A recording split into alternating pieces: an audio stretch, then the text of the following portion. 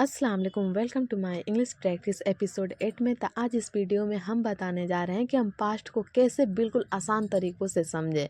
आप एपिसोड 6 और 7 को देख सकते हैं कि हमने प्रेजेंट को कैसे डेली रूटीन के माध्यम से बिल्कुल आसान तरीक़ों से समझाई है। तो चलिए इस वीडियो में हम आप सबको बताते हैं कि हम पास्ट को भी कैसे डेली रूटीन के माध्यम से बिल्कुल आसान तरीक़ों से समझें। देख सकते हैं कि हमने पास्ट को 5 भागों में बाँटी हुई है। तो आप देख सकते हैं कि 1 नंबर में आप कुछ करने जा रहे थे, 2 नंबर में है कि आप कुछ कर रहे थे, 3 नंबर में है कि आप कुछ कर चुके थे, 4 नंबर में है कि आप समय के साथ कुछ कर रहे थे और 5 नंबर में है कि आप समय के साथ कर चुके थे। तो इसी के आधार पे आपको सेंटेंस को तैयार करना है और प्रैक्टिस डेली करना है। तो चलिए हम बताते हैं कि हमने अपने लिए कैसे कॉपी को तैयार की है ताकि देख के आप भी उसी तरीक़ा से कर सकें।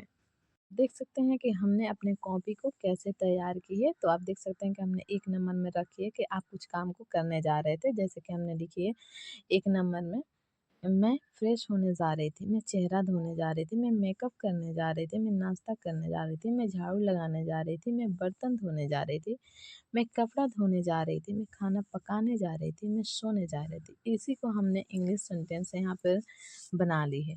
तो चलिए हम 2 नंबर में देख लेते हैं। मैं फ्रेश 2 नंबर में है कि उसी काम को आप कर रही थी।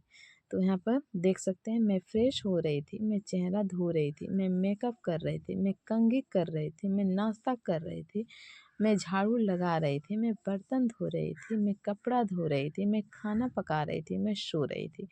इसका हमने इंग्लिश सेंटेंस यहाँ पर लिख ली है। तो चलिए हम 3 नंबर में देख लेते हैं। आप सब देख सकते हैं कि मतलब आप किसी काम मतलब आप कुछ हो गई थी मतलब या कर चुकी थी, ऐसा ही कुछ करके आएगा।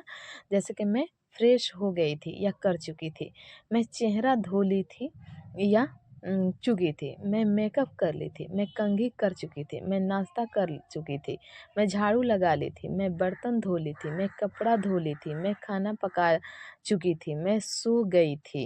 मतलब आपको ये लास्ट में मतलब कर ली थी भी आएगा और चुकी थी भी आएगा। मतलब आपको इस पे ध्यान नहीं देना, आपको ये ध्यान देना है कि आपने उस काम को कर ली थी। तो देख सकते हैं हमने इसका इंग्लिश सेंटेंस यहाँ पे बनाई हुई है उसी के सामने। अब 4 नंबर में हम देख सकते हैं कि उसी काम को हम मतलब समय के साथ कर रहे हैं। जैसे कि देख सकते हैं मैं सुबह से फ्रेश हो रही थी, मैं 1 मिनट से चेहरा धो रही थी, मैं 10 मिनट से मेकअप कर रही थी, मैं 2 मिनट से कंघी कर रही थी, मैं 3 घंटों से नाश्ता बना रही थी, मैं 5 मिनट से झाड़ू लगा रही थी, मैं 1 घंटों से कपड़े धो रही थी, मैं आधे घंटे से बर्तन धो रही थी, मैं 3 घंटों से खाना पका रही थी, मैं 2 घंटों से सो रही थी। हमने इसका इंग्लिश सेंटेंस यहाँ पे हमने लिख ली है। चलिए अब हम 5 नंबर में देख सकते हैं। 5 नंबर में आप देख सकते हैं कि आप समय के साथ मतलब कर लिए थे या कर चुके थे।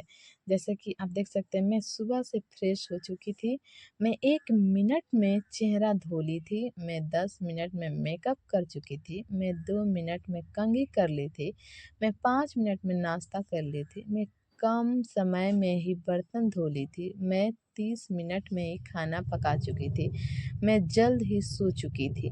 मतलब आप कोई चीज़ कर लिए थे पास्ट में और लेकिन वो समय के साथ होगा।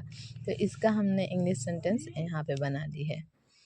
तो हम सब में 8 से 10 सेंटेंस इसलिए बनाए हैं कि हम इस सेंटेंस को एक्शन के साथ समझें और इस तरीके की हज़ारों लाखों सेंटेंस को आसानी से बनाएं। मतलब कि आप एक बार ध्यान से समझ लें कि आप कुछ करने जा रहे थे, कुछ कर रहे थे, कुछ कर चुके थे, उसी काम को समय के साथ कर रहे थे, उसी काम को समय के साथ कर चुके थे। तो इसका सेंटेंस कैसे बन रहा है ताकि आप भी इस तरह के सेंटेंस को आसानी से बना सकें। तो हम आपको सेम यही सेंटेंस नोट करने के लिए नहीं बोल रहे हैं। आप अपने हिसाब से सेम इसी सिचुएशन में सेंटेंस को तैयार करें और डेली रूटीन में बोल बोल कर प्रैक्टिस करें ताकि आप अपने इंग्लिश को आसानी से और बिल्कुल ईज़ी तरीक़ा से इम्प्रूव कर सकें। आई होप कि ये वीडियो आपके लिए थोड़ा-सा भी हेल्पफुल रहा, तो हमारे वीडियो को लाइक करके चैनल को सब्सक्राइब कर दें और जुड़े रहें हमारे साथ कि आप भी हमारे साथ ही इंग्लिश प्रैक्टिस जर्नी में ही साथ चल सकें और आप भी हमारे तरह ही अपने इंग्लिश को जल्द ही और ईज़ी तरीक़े से इंग्लिश इम्प्रूव कर सकें। तो चलिए मिलते हैं एक नई एपिसोड के साथ, तब तक के लिए अल्लाह हाफ़िज़।